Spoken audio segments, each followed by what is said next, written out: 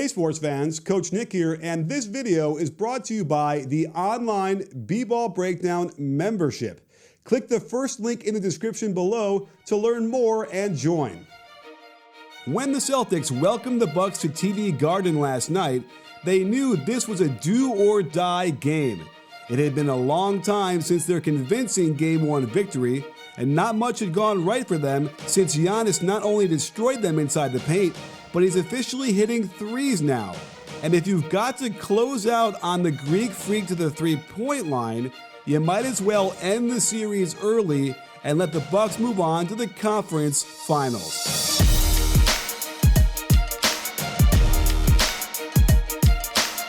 The Celtics had firm control over this game during the first half. The problem was, even when they were playing well, they could not get much separation from the Bucks.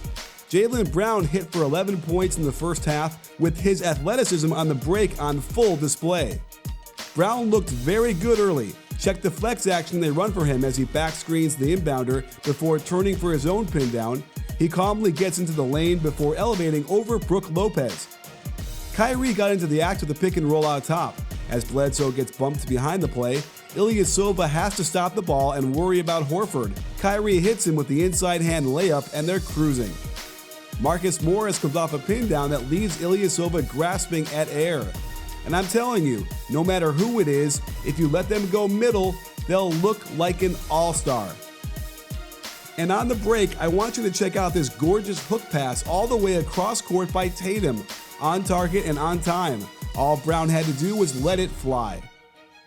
But things turned severely by the end of the third quarter, and the Bucks scores here were a microcosm of what has plagued the Celtics' chances since Game 1.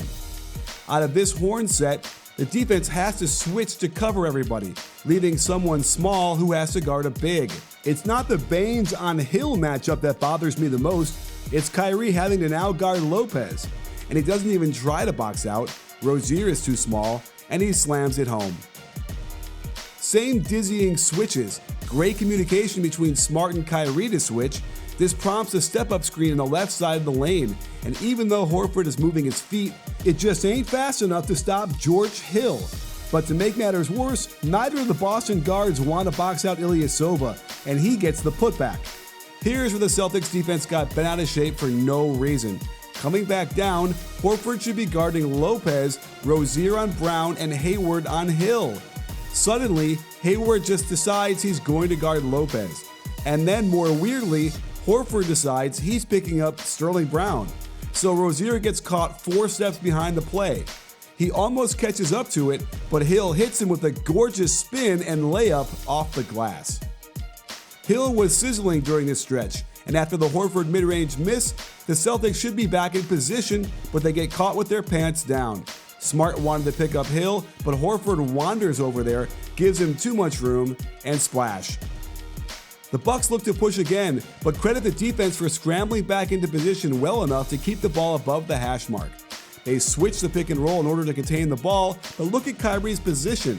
He doesn't need this much help from Hayward, who now has a longer closeout to make. And when you give up middle penetration, the offensive player usually looks like an all-star no matter what. While Connaughton probably got away with a foul on this contest, check the heads-up play by Brown to leap in the air and in the same motion, fire an overhead pass up the court for the ferocious dunk. That is some great basketball IQ right there. Milwaukee continued to stretch the lead as the Celtics defense just could not get on the same page. They switched this pick and roll, but Jaylen Brown allows more middle penetration.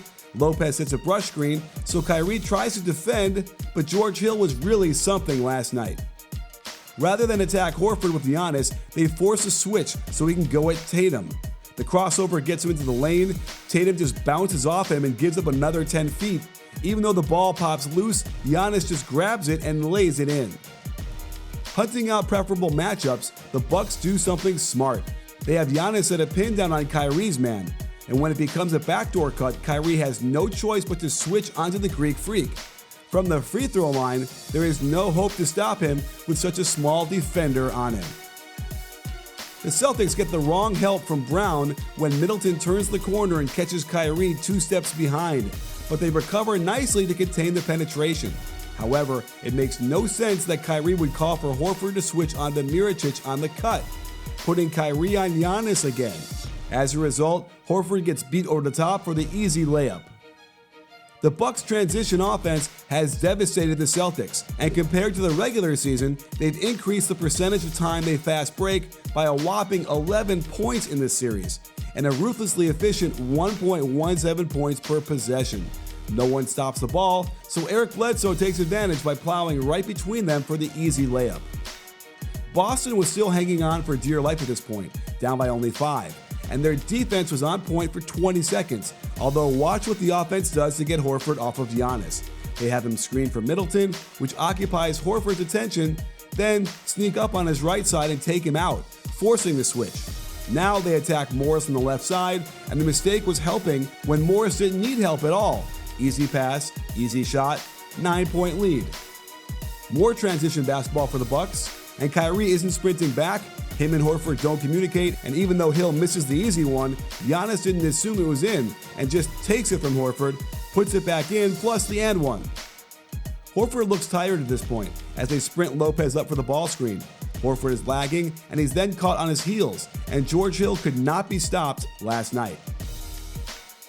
With the whole team back in position against the medium-speed fast break, there's no excuse not to be prepared to load up on Giannis to stop his quick attack at the rim, but Jaylen Brown didn't sprint over there, then he's behind the play.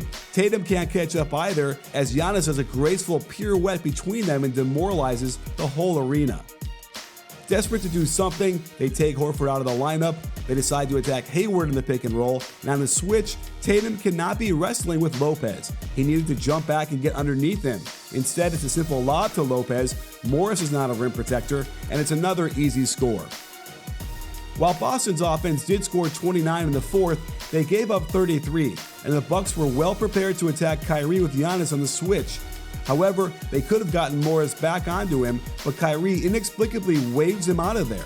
You bet they go right back to the left elbow, and Giannis has his way with Kyrie, off the glass, and a 13-point lead.